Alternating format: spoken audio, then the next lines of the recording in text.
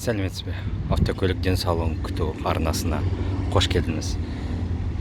Бүгін біз 4%-ық жеңілдетілген автокөлік несиесі бағдарламасымен қандай көліктерді тағы да алуға болады екен айтуды жалғастырудамыз.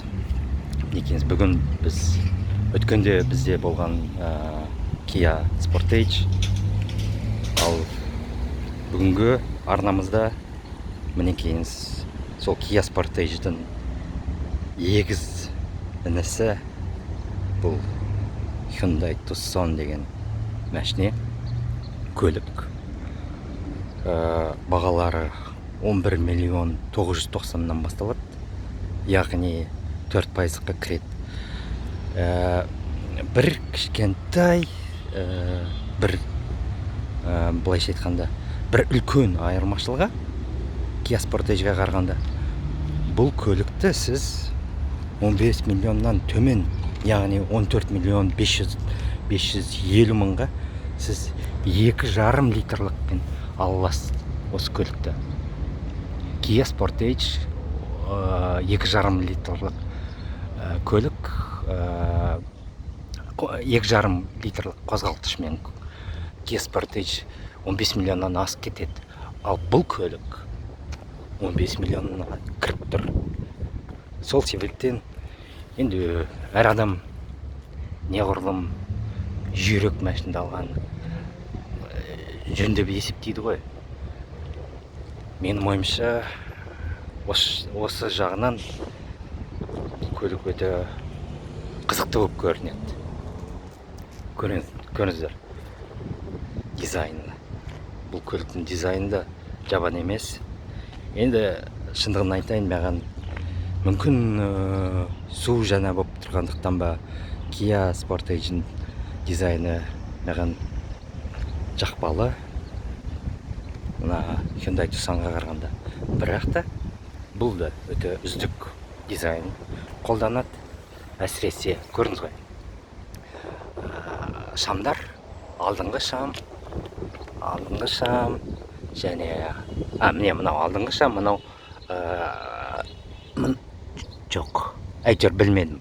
Біреуі алдыңғы шам, біреуі ұзақ алысқа перу шамдары. Осы шамдар қазір міне Hyundai көліктерінде бамперға орналасады. Бұл айтпақшы дизайнерлік қулықты ең бірінші алғаш рет дәп осы Hyundai концерні қолданған. Қазір тіпті немістер де қолданып жатыр. Өздерінің BMW көліктерінде, су және BMW көліктерінде де шамдардың бәрі бамперға енгізген. Бұл егерде немістердің өздері кореялыққа қарап өздерінің өз көліктерінің дизайндарын осылай жасаса, бұл яғни алғыс сөз кореялық дизайнге үздік болып есептелетініне дәлел сөз. Көріңіз ғой.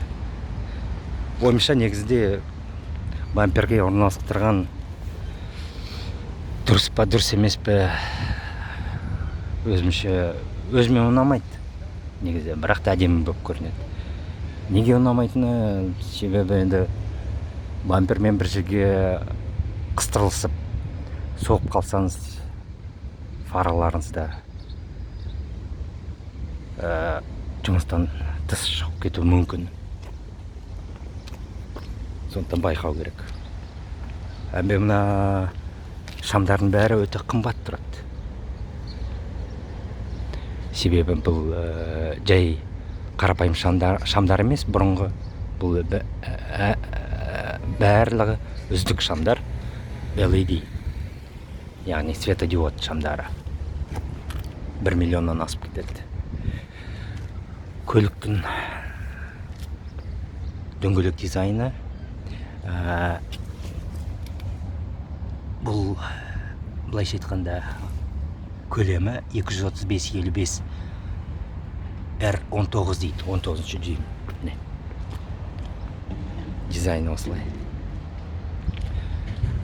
Мына жерде кнопкасы бар, есікті ашуға. артында жоқ, яғни алдыңғы есіктерінде ғана бар.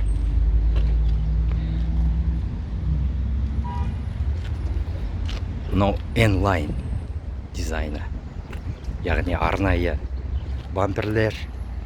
Қазір көрсетем қарапайым бамперлерді. Мінекейіңіз, бұл қарапайым. Не? Бұл жай. Ал бұл N-Line дизайнмен жасалған бамперлер. Не көрдіңіз ғой? N-Line деп тұр. Өте әдемі болып көрінеді. Өте әдемі. Енді өмірге бір-ақ ретке келгенбіз, сондықтан әдемі көлікке отырған дұрыс деп есептеймін. Мінекейіңіз. Бұл сіздерге көріне ме екен? Бұл неге маған ұнайды, осы кореялық дизайн. Көрдіңіз ғой, міне ортаңғы торпеда өте биік орналасқан. Яғни адам қолы ыңғайлы жатсын деп, адам қолына бәрі ыңғайлы болсын деп өте биік орналасқан. Өте ұнайды. Бұл ең бірінші Lexus көліктерінде пайдалана басталған. Не орындық, не көрдіңіз ғой, қандай биіктікте орналасқан. Адамға бәрі ыңғайлы болсын деп. Беріліс қорапшасы, таяқшасы жоқ. Оның орнына міне кнопкалар. Паркинг, реверс, нейтрал, драйв дегендей. Және артқы дөңгелектерді тоқтату, яғни тоқтау тормозы кнопкасымен паркинг деп тұр.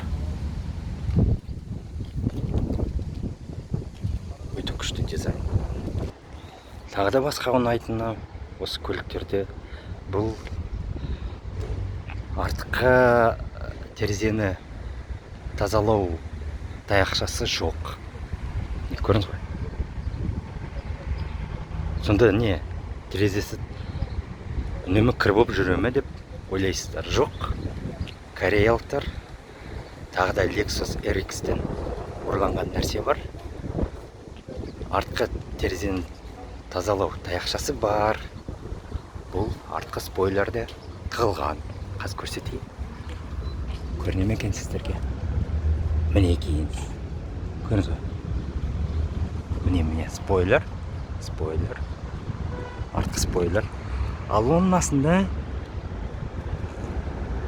міне тығылып тұр.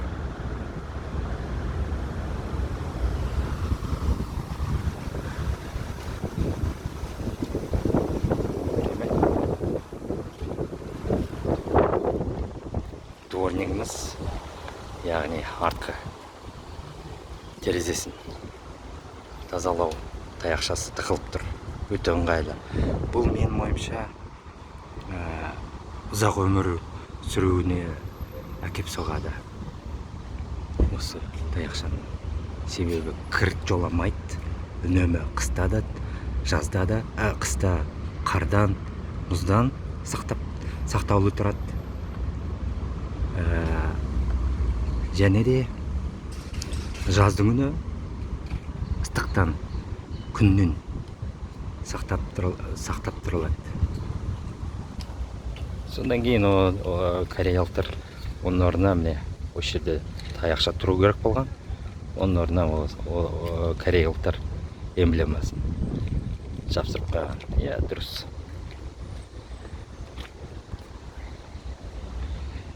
Тусан 2.0 дейді. D дегеніміз білмедім. Дизель ғой деймін. Себебі естуімде бар. Дәп осы Hyundai концерні Қазақстанға осы биылдан бастап дизельдік қозғалтқышымен көліктерді енгізе бастады, Қазақстанға шығара бастады осында. Мынау біздің N-Line дизайнмен жасалған көлік. Артқы бампері өзгеше. Міне мынау қарапайым.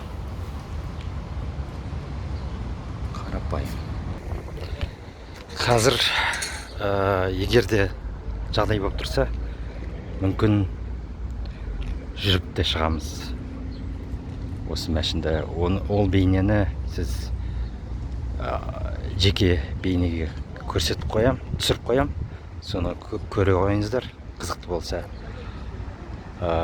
Енді тағы да бір рет айта кетейін, бұл мәшіндер Hyundai Tucson 11 миллион 990-нан басталады, яғни 12 миллионнан 2 литрлік қозғалтқышмен, ал 2,5 литрлік 14 миллион 500-ден басталады. Сондықтан